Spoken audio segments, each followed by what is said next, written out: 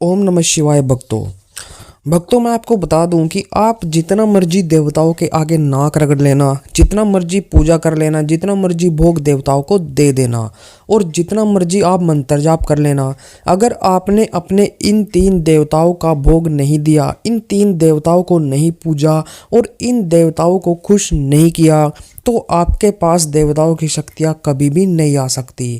मैं लिख के देता हूँ, कभी भी आपके पास देवताओं की शक्तियाँ नहीं आ सकती। क्योंकि ये जो तीन देवताओं के बारे में आज मैं आपको बता रहा हूँ, ये इतने मेन देवता होते हैं कि इनका स्थान देवताओं से भी ऊपर का माना जाता है। और यही तीन अगर प्रसन्न हो जाते हैं तो फिर आपको ये लगा लो कि भगवान की कृपा की ज़रूरत भी नहीं पड़ती। ये अपने आप ही भगवान को आपके पास लेके आते हैं। और ये तीन देवता ऐसे होते हैं जो हमारे साथ काफ़ी दिनों से जुड़े हुए होते हैं। ये लगा लो कि हमारा जो जड़ है वो यही देवता होते हैं। और बहुत से लोगों को ये पता ही नहीं होता कि हमारी जो जड़ है वो क्या है। अगर जड़ को ही नहीं पूजोगे तो फिर आपको कुछ भी नहीं हासिल होने वाला।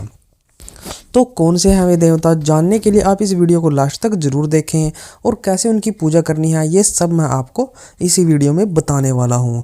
तो आप हमारे साथ लास्ट तक बने रहें। वीडियो अच्छी लगे तो चैनल को सब्सक्राइब करिएगा।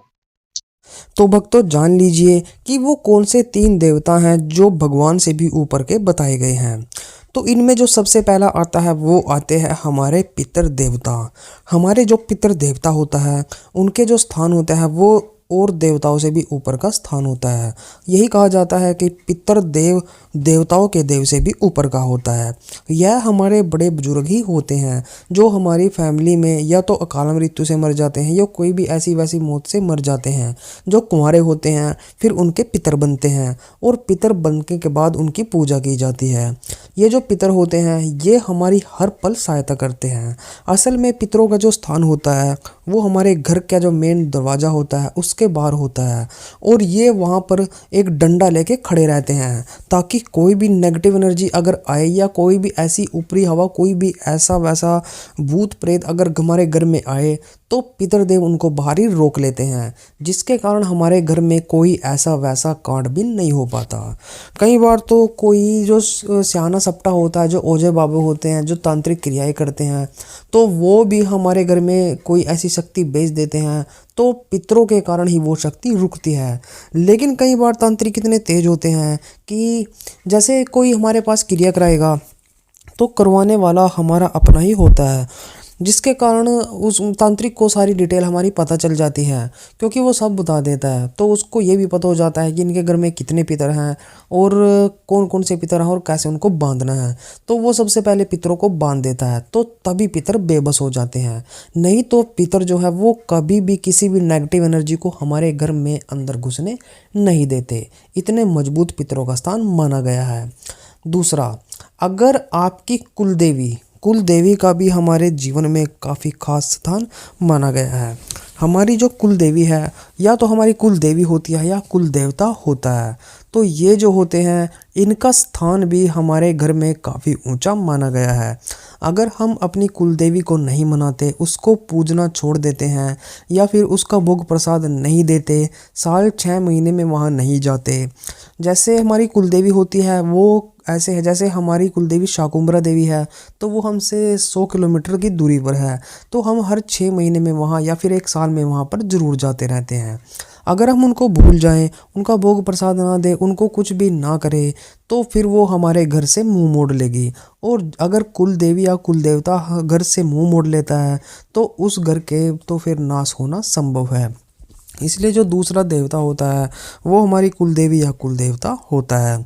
इनको भी मनाना, इनको भोग लगाना भी काफ़ी ज़्यादा ज़रूरी होता है। इनके बिना भी हमारे घर का कोई गुजारा नहीं हो सकता। और इसी कड़ी में जो तीसरे देवता होते हैं वो होते हैं ग्राम देवता, जिन्हें हम खेड़ा देवता भी कहते हैं। हर एक गांव के अंदर एक खेड़ा देवता होता है और इसकी पूजा की जाती है। अगर हम कुछ भी जैसे नई शादी करते हैं या फिर कोई भी नया साधन जैसे कार या फिर मोटरसाइकिल लेके आते हैं तो सबसे पहले उनको जो है खेड़े पर लेके जाया जाता है। ये जो खेड़े देवता होते हैं ये गांव के प्रधान देवता माने जाते हैं। कोई भी अगर नई चीज़ की जाती है तो सबसे पहले उनके लिए भोग प्रसाद निकाला जाता है। उसके बाद हमारे पितृ देवता के लिए भोग प्रसाद निकाला जाता है। उनसे प्रार्थना की जाती है कि हमारी चीज़ों में और ज़्यादा से ज़्यादा बरकत दी जाए। यहाँ तक कि अगर गाँव में किसी की मौत होनी हो तो मौत से पहले जो मतलब दूत आते हैं, यमराज आता है, तो वो भी खेड़े देवता से आज्ञा लेके तभी गांव में एंट्री कर पाता है। अगर वो आज्ञा देंगे तो तभी वो वहां से किसी को लेके जा पाते हैं। तो खेड़े देवता का इतना बड़ा स्थान बताया गया है। ये जो मैंने 3 देवता आपको बताए हैं, एक पितृ देवता, दूसरी हमारी कुल देवी की या कुल देवता, तीसरा हमारा खेड़ा देवता। ये जो 3 देवता हैं, अगर आप इन तीनों में से किसी को भी छोड़ देते हो या फिर आप तीनों को ही छोड़ देते हो, इनका कोई भी ध्यान नहीं रखते, कोई भोग प्रसाद इनका नहीं निकालते, तो मैं शर्त लगा के कह सकता हूँ, मैं लिख के देता हूँ, आप कितना मर्जी भगवान को पूज लेना, आपके ऊपर भगवान की कृपा नहीं होगी। अगर आप इन तीनों को सबसे पहले पूजते हो तो तभी भगवान आपकी तरफ देखते हैं। भगवान ने इनका स्थान काफ़ी ज़्यादा ऊपर बताया है, क्योंकि हमारे जो पितर होते हैं वो सारी उम्र हमारे लिए करते हैं, लेकिन उसके बाद जब वो भगवान को प्यारे हो जाते हैं, उनकी मृत्यु हो जाती है, वो ऊपर चले जाते हैं, उसके बाद हम उनको भोग प्रसाद लगाना भूल जाते हैं। यहाँ तक कि तो जिन पितरों की शादी नहीं हुई होती और वो पितर बनते हैं, उसके बाद हम उनको स्थान भी नहीं देते, क्योंकि कई कारणवश तो हमें पता भी नहीं होता और कई बार हमें पता होता है, हम जानबूझ के वो चीज़ नहीं करते। पितरों को 15 दिन में हर अमावस्या को खीर पूड़ी का भोग लगाया जाता है, वो भोग भी नहीं हम देते और उसके बाद हमें इतनी ज़्यादा दिक्कत आनी शुरू हो जाती है, क्योंकि पितर है, पितर अपना स्थान तो मांगते ही हैं और वो फिर इस ऐसे दिक्कत करना शुरू कर देते हैं। तो भक्तों, मैं आपको बता दूं कि इन 3 चीज़ों को आपको ज़रूर मनाकर चलना है, जो मैंने आपको बताई हैं। अगर आपके घर में कोई ऐसी वैसी प्रॉब्लम है तो वो भी सही हो जाती है। अगर भगवान आपसे खुश नहीं है, आपको लगता है कि भगवान आपकी मनचाही मुराद पूरी नहीं कर रहे हैं, तो इन तीनों चीज़ों को पहले भोग देना शुरू करें, उसके बाद आप भगवान को भोग देना शुरू करें।